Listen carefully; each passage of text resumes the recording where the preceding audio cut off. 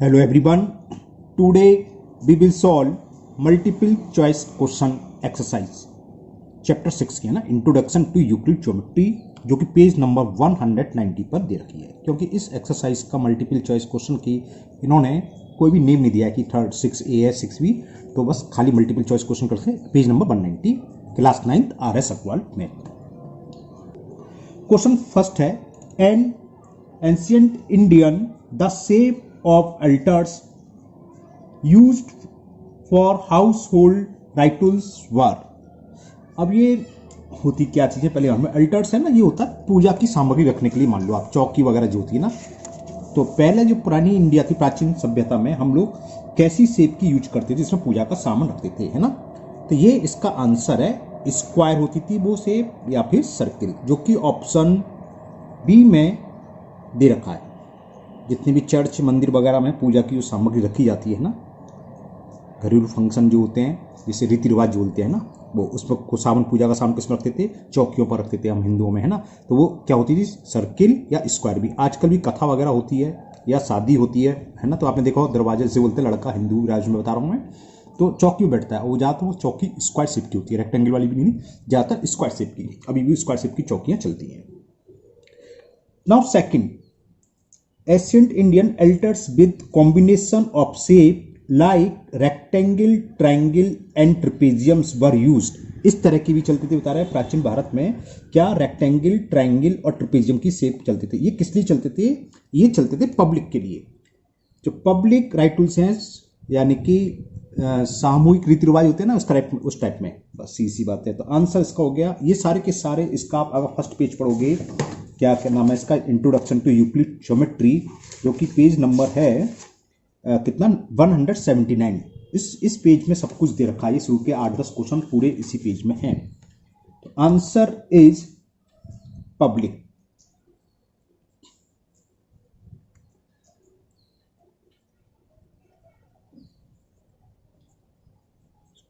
Public rituals, T इसमें silence होता है, रिचुअल्स बोलते हैं इसे, है ना। Now question number 3, the number of interwoven ice. Interwoven का था एक के ऊपर एक लगाना, आपस में कसे हुए बंधे हुए ना।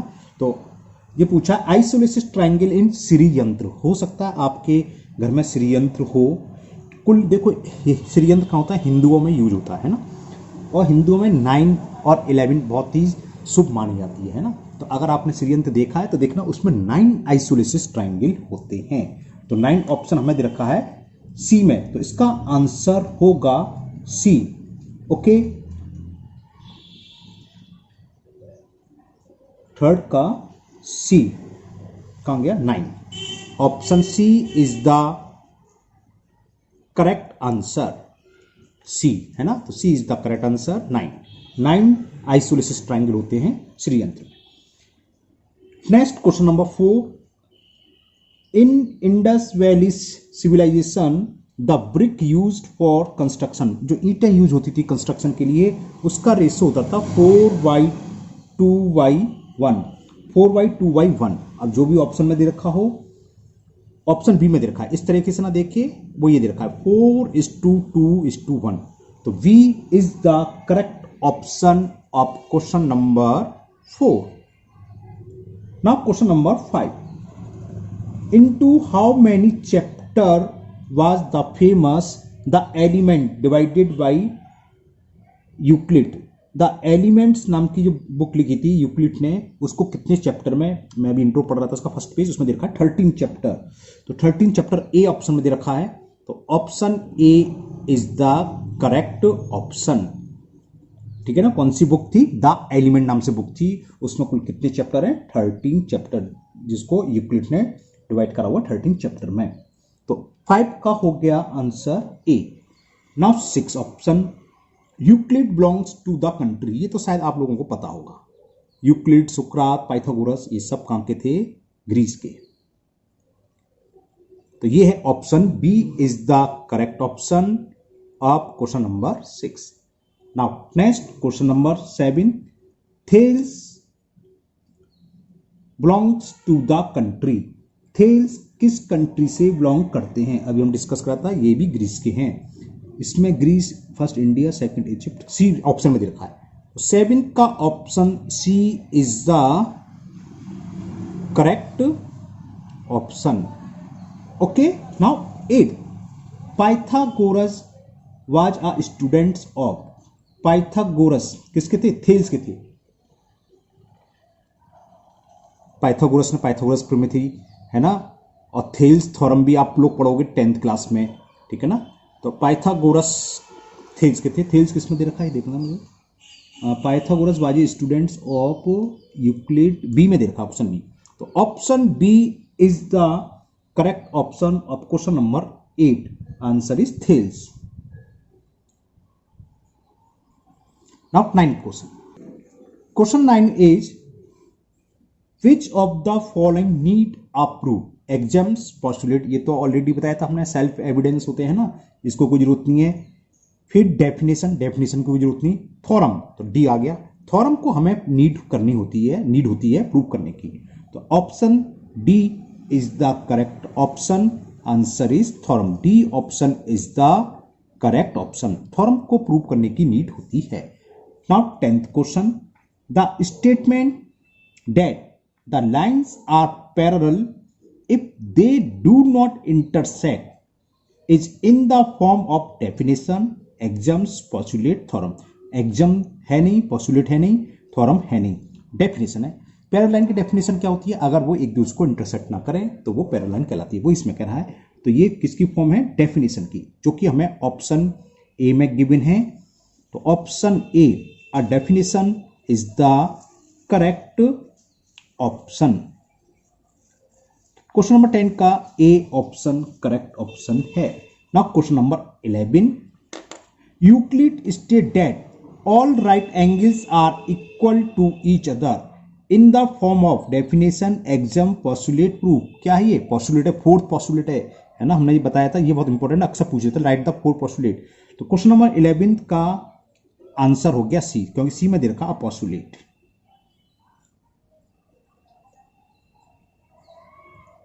Now next question number 12। Question 12 is, a pyramid is a solid figure whose base is.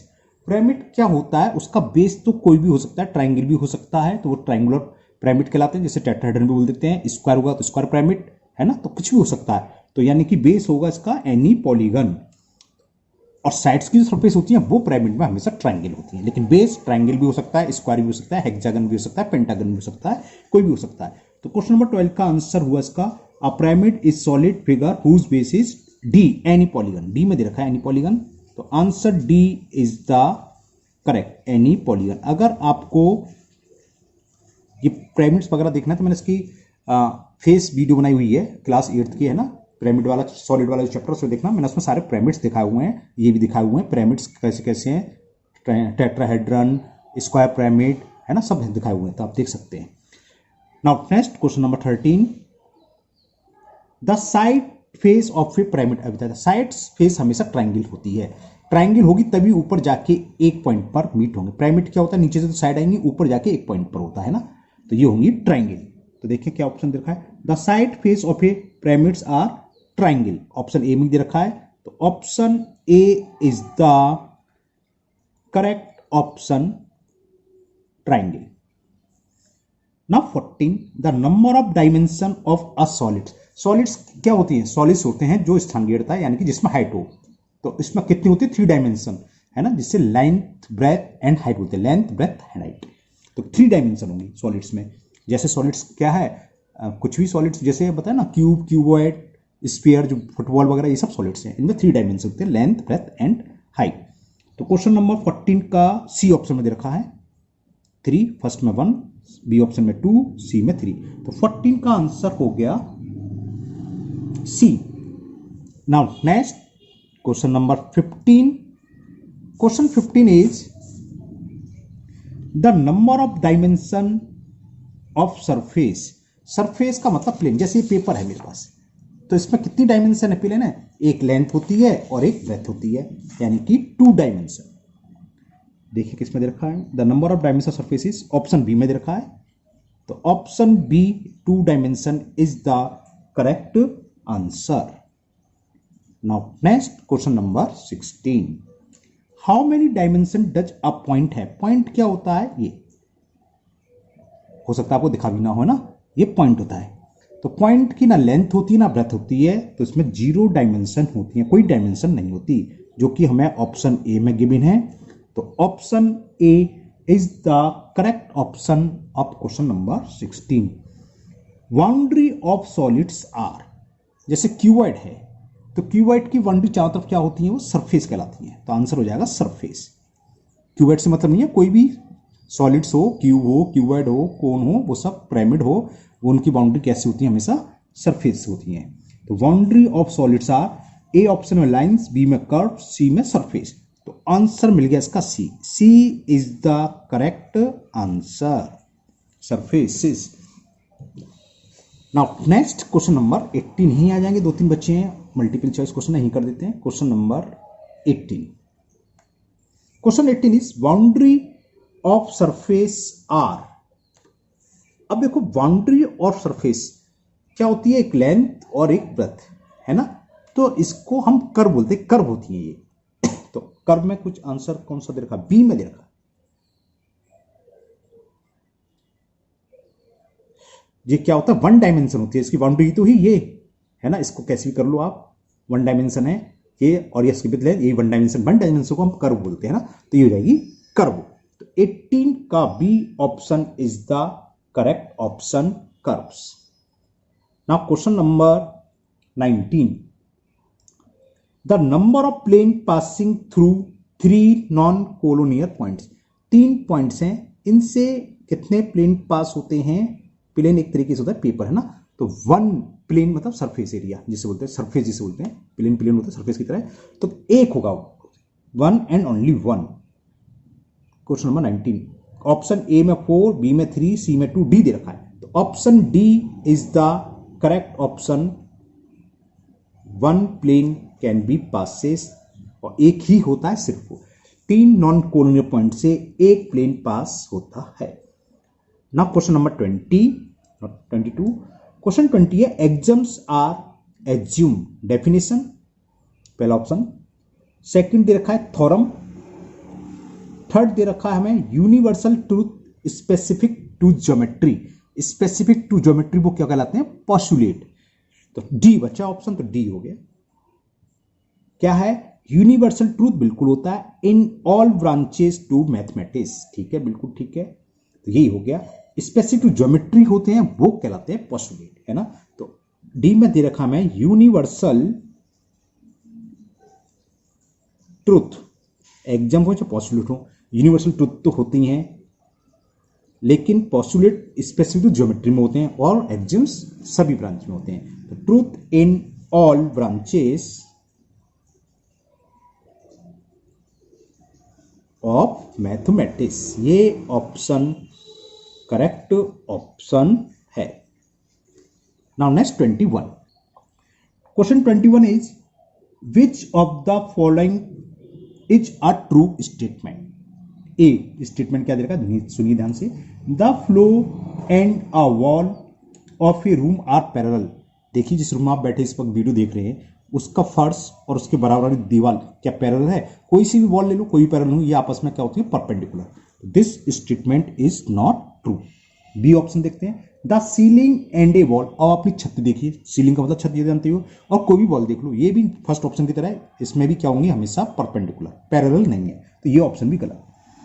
Third, the floor and the ceiling of a room are parallel planes, ये बिल्कुल ठीक है, नीचे फर्श और ऊपर सीलिंग देखिए छत, दोनों आपस में पैरेलल हैं। तो option C is the correct option, ये ट्रू स्टेटमेंट है। क्या है? चलो लिख देते हैं, the floor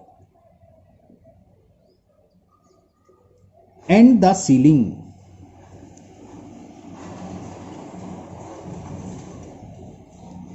of a room are parallel planes. लेकिन आजकल तो छतें भी ऐसी आ गई हैं कि पैरेलल नहीं होती, वो भी डिजाइनिंग में आ जाती हैं ना, देखा होगा आपने, स्लोप बना देती है, लेकिन ये मैथ्स में पैरेलल मानी जाती हैं। ओके, जो आपके घर में हमारे घर में है सब प्लेन ही है, ये पैरेलल है। Now question number 22, which of the following is true statement. ये भी ट्रू स्टेटमेंट की तरह ही बताना हमें, ट्रू कौन सा ट्रू है कौन सा नहीं। पढ़ता हूं। फर्स्ट स्टेटमेंट दे रखा है, only a unique line can be drawn to passes through a given point. बिल्कुल गलत है। एक पॉइंट से, ये पॉइंट है 1 2 3 4, इनफाइनाइट लाइन पास होती है ना कि 1, तो ये तो गलत हो गया। Second statement, B statement, infinitely many lines can be drawn to passes through given point, ये भी गलत है। 2 पॉइंट से 1 and only 1 line can be passes through. Question number 22 का 3, if 2 circles are equal then their radii are equal. बिल्कुल ठीक है। 2 circle equal है तो इक्वल कब होंगे? जब उनकी रेडियस इक्वल होगी या उनके डायमीटर इक्वल होंगे। इसका ये पूछ सकता है कि 2 circles radii are equal then their circumference are equal, ये भी सही है ना, तो ये करेक्ट है, लिख देते हैं। चलिए C option is the true statement. If 2 circle are equal, if 2 circles are equal then their radii तो जानते हो रेडियस के प्लूरल को रेडियाई बोलते हैं, है ना, then their radii are equal, their radii are equal. Now 23, which of the following is a false statement। ये भी स्टेटमेंट के ऊपर है लेकिन इसमें भी बताना है कौन सा रॉन्ग है, गलत है। 23 है, which of the following is a false, जो गलत है वो बताना है ना। चलिए पढ़ते हैं। First option, an infinite number of lines can be drawn to passes through a given point, तो ये तो सही है भाई, सिंगल पॉइंट से इनफाइनाइट लाइन पास होती है, अभी बताया। सेकेंड स्टेटमेंट हमें वो बताना है जो गलत है, फॉल्स है। A unique line can be drawn to passes through 2 given point, ये भी सही है। 2 पॉइंट से एक यूनिक, यूनिक का मतलब 1 है ना, एक ही लाइन ड्रॉ हो सकती है। Ray A B equal to ray B A, यही गलत है, मिल गया answer C. C is the false statement. ये दे रखा है कि रे ए बी इक्वल टू होती है रे बी ए, बिल्कुल नहीं होती। इसका मतलब ए से स्टार्ट होकर बी डायरेक्शन में जा रही है, इसका मतलब बी से रे चल के ए डायरेक्शन में जा रही है, दोनों अपोजिट डायरेक्शन में। तो option C is the answer, क्योंकि हमें फॉल्स स्टेटमेंट बताना था तो ये स्टेटमेंट फॉल्स है। डी तो ट्रू हो ही होगा। अ रे हैज 1 एंड पॉइंट, बिल्कुल कौन सा होता है वो? स्टार्टिंग एंड पॉइंट, है ना। रे जैसे ये यहाँ से स्टार्ट करें, यहाँ ये ए बी मान लो, ये तो डी ऑप्शन का डिस्कस वो कर रहे हैं हम डिस्कस। इसका ऑप्शन डी दे रखा है कि ए रे हैज 1 एंड पॉइंट, बिल्कुल ये वाला जो स्टार्टिंग पॉइंट होता है उसका एंड पॉइंट मालूम होता है, एंडिंग हमें पता ही नहीं है कहां तक जा रही है, तो एंडिंग पॉइंट रे का नहीं होता है। Now question number 24, and the 24 is a point C is called the mid point of line segment A B. ये कह रहा है C line segment A B का मिड पॉइंट होगा। क्या होगा पहले थोड़ा डिस्कस कर देना है। मिड पॉइंट का मतलब ये जब ये होगा जब ए सी इक्वल टू बी सी हो, तभी तो मिड पॉइंट होगा, है ना। बाकी ऑप्शन में देखते हैं किस घुमा के ना दे रखा उसे। C is an interior point of A B, ये कुछ नहीं हुआ। इंटीरियर मतलब ए बी के अंदर तो सी कहीं भी हो सकता है, यहां भी हो सकता है, यहां भी, तो ये ऑप्शन ए इज द, ये क्वेश्चन में कौन सा है 24, ये सी, अच्छा ये पॉइंट, ये क्वेश्चन लिखा है, ओके। तो फर्स्ट ऑप्शन तो होगा नहीं। B, A C equal to C B, हमें दे रखा है A C is equal to C B. बताइए क्या ये सही लग रहा है देखने में? A C equal to C B देखने में तो सही लग रहा है ना कि हाँ, लेकिन भाई ये भी तो हो सकता है सी पॉइंट यहां हो, ए यहां हो, वी यहां हो, और यहां से यहां तक की डिस्टेंस, यहां से यहां तक की डिस्टेंस, तो A C equal to B C. तो इसमें ये नहीं दे रखा कि सी ए बी पर है।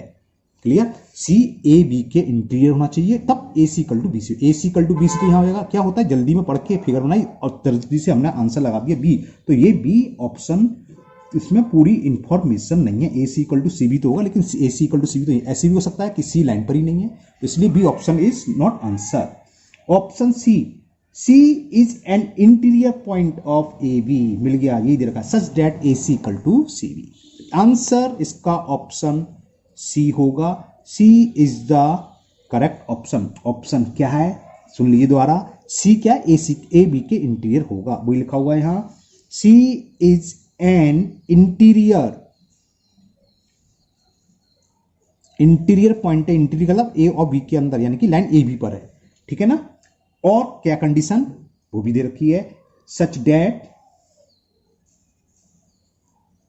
किस तरीके से पॉइंट कि लाइन सेगमेंट ए सी की वैल्यू इक्वल है सी बी के, तभी मिड पॉइंट होगा जब ये इक्वल टू ये हो, है ना। ए C equal to B C तो यहां से भी था, यहां पर तो सी इस पे ही नहीं, तो ये नहीं कि आप बी लगा तो फट के जल्दी से फटाफट कि ए सी इक्वल टू बी सी दे रखा है और सी ऑप्शन में ये दे रखा है।